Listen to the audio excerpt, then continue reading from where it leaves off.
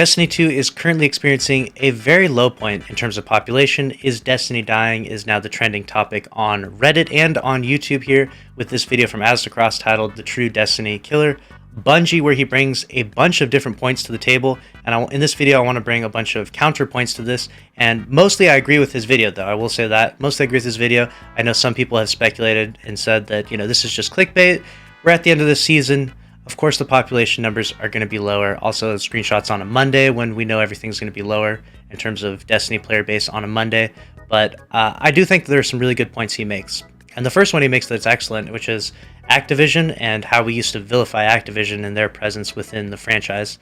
Clearly, post-Activision, Destiny 2 has not gotten so substantially better, or at least there's nothing that we can significantly point out as like, that's something that Bungie wouldn't have been able to do if they were working with Activision. In fact, when Activision was present in the game, we got one of our best expansions ever, which was Forsaken, so I think that vilifying Activision was maybe a little bit uncalled for, but let me know if you agree or disagree with that one. Another point he made, which is that he feels like we're playing the same strikes, same PvP maps over and over again.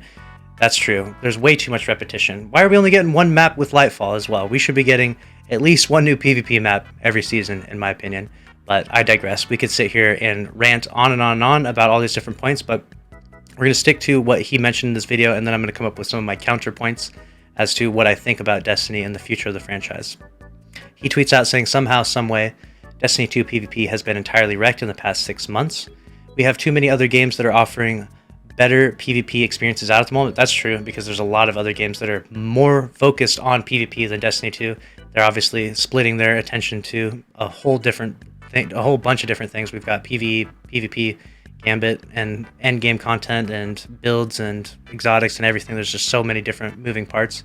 It says, for those thinking that PvE alone will carry Destiny 2, that theory may be put to the test sooner rather than later, which is definitely a good point to make. But one thing I'll say is that PvP carried Destiny 1 in those latter years more than a lot of people want to give it credit to. Pretty much the only thing people were doing was playing Trials of Osiris in those latter years. And so PvP is the backbone of Destiny 2 and definitely should not be neglected. And that's one of the big points he makes in this, which he talks about skill-based matchmaking, airborne effectiveness, and a whole bunch of other issues, but I'm going to focus on those two especially.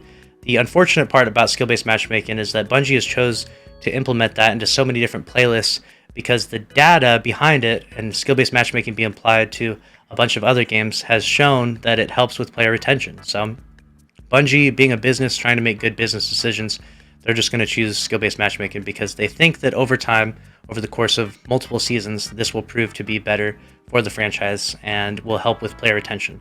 Obviously, right now, with the player base being at its lowest point, recently after skill-based matchmaking being introduced, seems like a bit, serendipitous to that not being true, right? But it definitely, it's going to take a few seasons before we actually get to the bottom of that. So we'll see if Bungie ends up reverting that back, because we had skill-based matchmaking in a bunch of playlists. Bungie took it all away for a while, and now it's all back, so they continuously flip-flop on that issue, and so we'll see how much longer that lasts. And then we'll talk a little bit about airborne effectiveness. I see a lot of people talking about this and hating on this. Let me know in the comments below. Love, hate airborne effectiveness inside Destiny 2. I think that a lot of people are disliking, especially if you got used to jumping in the air quite a bit, especially on mouse and keyboard where you have a lot more movement. But I think that perhaps they did that in order to level the playing field, because I don't think controller players were probably jumping around quite as much. I don't know. I'm not going to give my exact take on this one because I want to stay neutral on this, but let me know if you love or hate airborne effectiveness. The last part I want to mention is that Bungie's direction or business model, I think, is not designed similarly to other games. And it seems a bit strange, but they're going for a more casual audience of people that also play kind of hardcore in terms of the amount of hours they put in.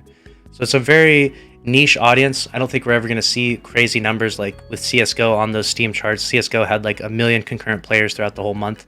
I don't think we're ever going to see that with Destiny 2 anytime soon, at least.